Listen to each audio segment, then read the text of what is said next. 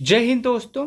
UP triple S C junior assistant की official answer key जारी कर दी गई है और आंसर की आने के बाद सभी बच्चों के नंबर कम हुए हैं। यहाँ तक कि जो बच्चा एग्जाम से निकलने के बाद एग्जाम देने के बाद कह रहा था कि मेरा 70 स्कोर बन रहा है, मेरा 65 स्कोर बन रहा है, और जो बच्चा कह रहा था कि मैंने यहाँ पे 80 अटेम्प्ट किया है, यहाँ पे 100 अटेम्प्ट किया है, उन सभी का स्कोर आंसर की आने के बाद 45, 50, 55 के आसपास आ गया है। और ऐसे में सबसे बड़ा सवाल यही है कि अब आपका टाइपिंग का कट ऑफ क्या हो सकता है और टाइपिंग के बाद आपका फाइनल कट ऑफ क्या होने वाला है। क्या टाइपिंग के कट ऑफ में और फाइनल कट ऑफ में 10 से 12 नंबर का अंतर होगा या फिर नहीं होगा। और वहीं बहुत सारे लोग इस समय आपको कहते हुए दिख जाएंगे कि जिनका भी स्कोर 45 के आसपास है वो सभी लोग टाइपिंग करना शुरू कर दें। तो क्या आपका कट ऑफ 45 के आसपास जाने वाला है टाइपिंग का? आज के इस वीडियो में मैं इन सभी टॉपिक के विषय में आप सबसे बात करूंगा। आप सभी लोग इस वीडियो को लास्ट तक अवश्य देखिएगा। आपके मन में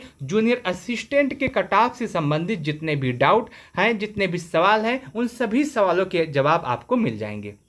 देखिए दोस्तों, जैसा कि आप सबको पता होगा, जूनियर असिस्टेंट के अंतर्गत 5,512 पदों पे आपकी वैकेंसी आई थी, जिसके लिए शॉर्टलिस्ट जो बच्चों को किया गया था उनकी संख्या 2,43,981 है। हालांकि ये शॉर्टलिस्ट होने वाले बच्चों की संख्या है, जो बच्चे एग्जाम दे रहे हैं उनकी संख्या और भी कम है। आप यहाँ पे देख सकते हैं एग्जाम देने वाले बच्चों की संख्या 1,29,462 है। वहीं एग्जाम जो नहीं दिए हैं उनकी संख्या 1,04,519 है। अब बात करते हैं इसके आगे अगर हम बात करें तो सबसे पहला सवाल यही आता है पेपर के लेवल की, कि आपका जो पेपर कंडक्ट कराया गया उसका लेवल कैसा था, कैसे प्रश्न पूछे गए थे, हार्ड थे या इजी थे। जब आपका एग्जाम कंडक्ट हुआ था, एग्जाम सेंटर से बाहर निकले थे, तो कुछ बच्चे जो है बहुत ही ज़्यादा रौब में थे। उनका कहना ये था कि मैंने 100 अटेम्प्ट किया है, पेपर बहुत ज़्यादा इजी था, पेपर बहुत ज़्यादा आसान था। अब आंसर की आने के बाद उनसे एक सवाल अवश्य पूछिएगा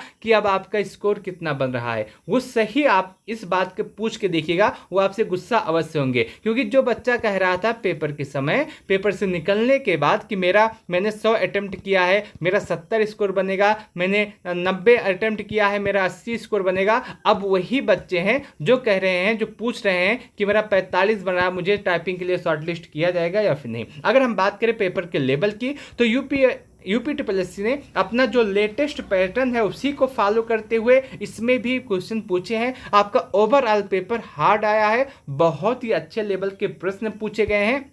यहाँ तक कि आप जो यूपी स्पेशल है और जो कंप्यूटर है, मार्केट में जितने भी लोग इसकी तैयारी करवाते हैं, मार्केट में जो भी बुक इससे संबंधित उपलब्ध है, आप उन सभी बुक को उठा लीजिए। 3 सवाल, 4 सवाल, इसके बाद 5 या 6, इससे ज़्यादा कोई भी नहीं कह सकता कि इससे ज़्यादा मेरे पढ़ाई हुए में से आया है। आप देखेंगे किसी की भी क्लास लिए होंगे यूपी स्पेशल में, ज़्यादा 4 से 5 क्वेश्चन आपको दिखेंगे जिसका प्रूफ दे रहे होंगे। कंप्यूटर में 3 से 4 प्रश्न ऐसे मिलेंगे जिनका वो प्रूफ दे रहे होंगे। बाकी जो सभी सवाल है वो कहाँ से आया है, कैसे आया है, क्यों पूछा गया है, इसका कोई प्रूफ आपको नहीं दिया जा रहा है। तो ओवरऑल जो आपका पेपर आया है ये हार्ड आया है। अगर आप पेपर दिए होंगे, अगर आप इस पेपर में बैठे होंगे, तो आप मेरी बात से अवश्य सहमत होंगे। आगे बात करते हैं आपके सेक्शन वाइज पेपर के लेवल की। जो आपका हिंदी था, हिंदी को हम मॉडरेट कह सकते हैं, क्योंकि इस समय जो यूपी ट्रिपल एस सी का पैटर्न है उसके हिसाब से अगर हम देखें तो हिंदी मॉडरेट आई है। हिंदी में 30 प्रश्न पूछे जाते हैं और 30 में से जो 15 प्रश्न है वो आपके इजी पूछे गए थे, 8 प्रश्न मॉडरेट पूछे गए थे और 7 प्रश्न ऐसे थे जो आपके टफ आए थे। उसके साथ साथ हिंदी में जो बच्चों का एवरेज स्कोर बन रहा है वो आपका 22 से लेकर के 24 के आसपास बन रहा है। मैं यहाँ पे एवरेज स्कोर की बात कर रहा हूँ। बहुत सारे बच्चे ऐसे हैं जिनका इससे भी ज़्यादा होगा और बहुत सारे बच्चे ऐसे हैं जिनका इससे भी कम होगा, लेकिन जो एवरेज स्कोर है वो 22 से 24 के आसपास है।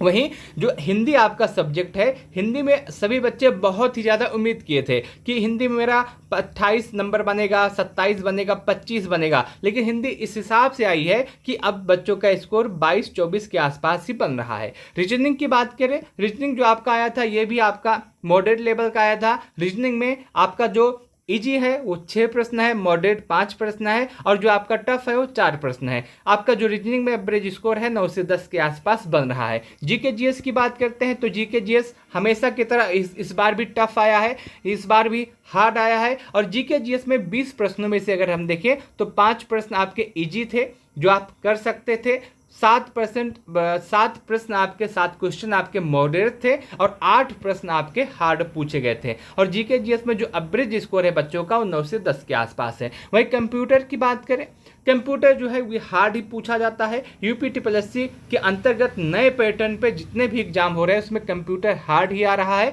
कंप्यूटर में अगर हम देखें तो 3 प्रश्न ऐसे थे जो आप इजी थे, लगभग 6 से 7 प्रश्न ऐसे थे जो मॉडरेट पूछे गए थे, और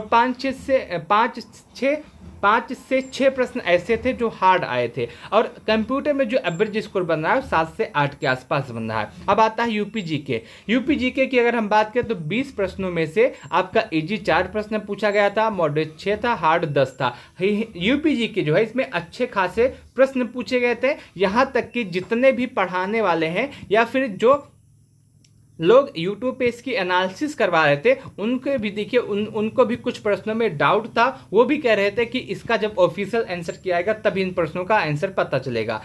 तो ऐसी ही बात है, यूपी जीके आपका बहुत ही ज़्यादा हार्ड आया था।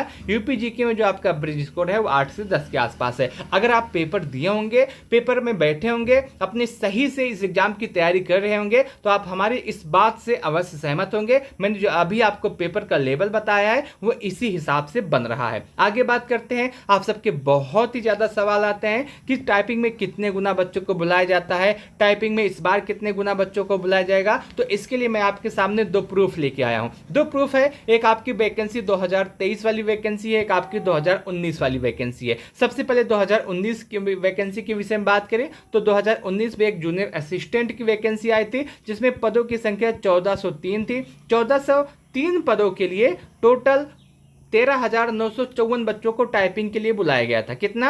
13,954 बच्चों को, यानी कि लगभग 10 गुना बच्चों को टाइपिंग के लिए बुलाया गया था। वहीं जो आपके 2023 में एक वैकेंसी आई थी जूनियर असिस्टेंट 1262 की, इसमें 1262 के लिए 1262 के सापेक्ष 15,174 बच्चों को टाइपिंग के लिए बुलाया गया था, यानी कि लगभग 12 गुना बच्चों को टाइपिंग के लिए बुलाया गया था। तो आपका यूपी ट्रिपल का जो आधार है इसमें यही देखा गया है कि जूनियर असिस्टेंट के लिए टाइपिंग के लिए 10 से 12 गुना बच्चों को बुलाया जाता है। किसी वैकेंसी में 10 गुना, किसी में 11, किसी में 12। तो आप ही इसी हिसाब से मान के चलिएगा कि आपकी जो वैकेंसी है उसमें भी 10 से 12 गुना बच्चों को बुलाया जाएगा, 10 से 12 गुना बच्चों को टाइपिंग के लिए बुलाया जाएगा। अब यहाँ पे आप एक बात और स्पष्ट कर लीजिएगा, एक बात और सुन लीजिएगा जो कि बहुत ही ज़्यादा इंपॉर्टेंट है। इंपॉर्टेंट क्या है कि अभी आप सभी लोग, कोई भी नोटिस आता है, कोई भी यूट्यूब पे वीडियो बनाता है, कोई भी जानकारी दी जाती है तो उसमें 5,512 पोस्ट के विषय में बताया जाता है, लेकिन इसमें 5,512 पोस्ट नहीं है, इसमें 72 पोस्ट को माइनस कर दिया गया है,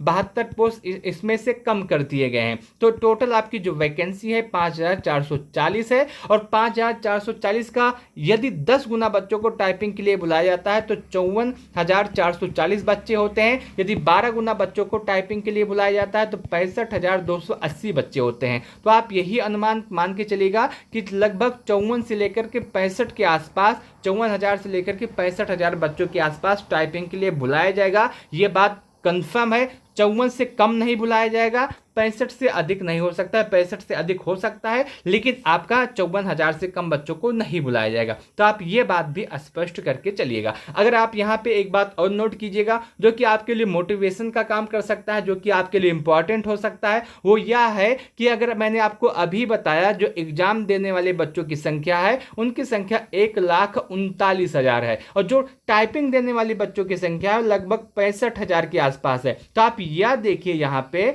कि लगभग हर दूसरा बच्चा, लगभग दूसरे बच्चों को टाइपिंग के लिए बुलाया जाएगा, क्योंकि 65,000 बच्चों को अगर शॉर्टलिस्ट किया जाता है और जो एग्जाम में बैठने वाले बच्चे की संख्या वो 1,40,000 है, तो आप देखेंगे कि लगभग हर दूसरे बच्चों को टाइपिंग के लिए बुलाया जा सकता है, जो कि बहुत ही ज़्यादा इंपॉर्टेंट है। और इसको हम देखें, इसको हम एनालिसिस करें तो एक बात स्पष्ट हो जाती है कि टाइपिंग का कट ऑफ बहुत अधिक नहीं रहने वाला है। अब सवाल ये आता है कि टाइपिंग का कट ऑफ क्या रहेगा, तो मैं आपको बता दूं, टाइपिंग का कट ऑफ मैं आपको अभी बता दूंगा, इसमें आप बिल्कुल भी परेशान ना हो। अभी मैं आपको बताना चाहता हूं कि यदि आपने अपने आंसर की का मिलान कर लिया है और यदि आप जानना चाहते हैं कि इतने स्कोर में आपका सिलेक्शन होगा या नहीं होगा, तो आप हमें कमेंट करके बता सकते हैं। मान लीजिए आपका स्कोर है 64, आप हमसे पूछना चाहते हैं कि 64 स्कोर में आपका सिलेक्शन होगा या नहीं होगा, तो आप कमेंट कीजिएगा इसी वीडियो के कमेंट बॉक्स में, मैं आपको वहीं पे बता दूंगा कि आपका सिलेक्शन होगा या नहीं होगा, आपको टाइपिंग की तैयारी करनी चाहिए या नहीं।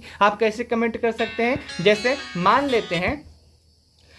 लेते हैं कि आप जो है ओबीसी के स्टूडेंट हैं, आप ओबीसी के स्टूडेंट हैं और आपका जो स्कोर है आंसर की आने के बाद वो 60 बन रहा है या 50 बन रहा है या 45 बन रहा है, आप ऐसे ही कमेंट कर देंगे तो मैं आपको बताऊंगा कि इस कैटेगरी में इतने नंबर के साथ आपका सिलेक्शन होगा या नहीं होगा, या फिर इतने में आपका फाइनल सिलेक्शन होगा या नहीं होगा। तो आप कमेंट कीजिएगा, वहां से मैं आपको बताने का प्रयास करूंगा। अब सीधे बात करते हैं आपके सबसे इंपॉर्टेंट वीडियो की तरफ, जो जिसके लिए आप सभी लोग रुके हैं, वह है कट ऑफ का। कट ऑफ के विषय में मैं आपको जो बता रहा हूं ये मेरे हिसाब से एकदम ऑथेंटिक कट ऑफ है। अभी मैं आपको टाइपिंग के लिए बता रहा हूं, यदि आपका इतना स्कोर है तो आप अपनी टाइपिंग की तैयारी 100% कर सकते हैं। मैं पूरी गारंटी लेता हूं इतने स्कोर के साथ आपको टाइपिंग के लिए अवश्य बुलाया जाएगा।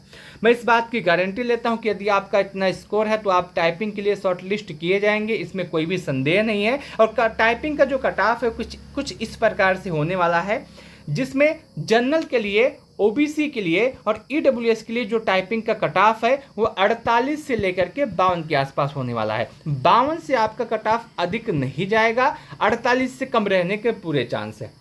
तो अभी के हिसाब से अभी जो बच्चों से बात हो रही है, आंसर की आने के बाद जो बच्चों के स्कोर कम हो रहे हैं, और उसके साथ साथ इस समय जितने भी बच्चों ने एग्जाम दिया है, जिस लेवल का प्रश्न पूछा गया था, जिस लेवल का क्वेश्चन आया था, उन सभी को एनालिसिस करने के बाद मेरा जो मन है वही कह रहा है इस बार आपका जो कट ऑफ है जनरल, ओबीसी, ईडब्ल्यूएस के लिए 48 से लेकर के 52 के आसपास रहेगा। और मैं आपको एक बात और बता दूं कि आपका जो कट ऑफ है टाइपिंग के लिए 52 से अधिक नहीं जाएगा, इस बात की मैं गारंटी लेता हूं, 52 से कम ही रहेगा। और यदि आपका स्कोर 45, 46, 47, 48 के आसपास है तो आप टाइपिंग करना शुरू कर दें। वही 80 वाले जो बच्चे हैं उनका यदि 45 है तो आप 100% सेफ हैं, इससे अधिक आपका कट ऑफ नहीं होगा, इससे कम ही होगा। और एसटी वाले जो बच्चे हैं जिनका स्कोर 40 के आसपास है वो अपना टाइपिंग शुरू कर दें। आपका जो कट ऑफ है वो इसी के आसपास रहेगा, टाइपिंग का कट ऑफ। फिजिकल का कट ऑफ इससे थोड़ा सा अधिक होगा,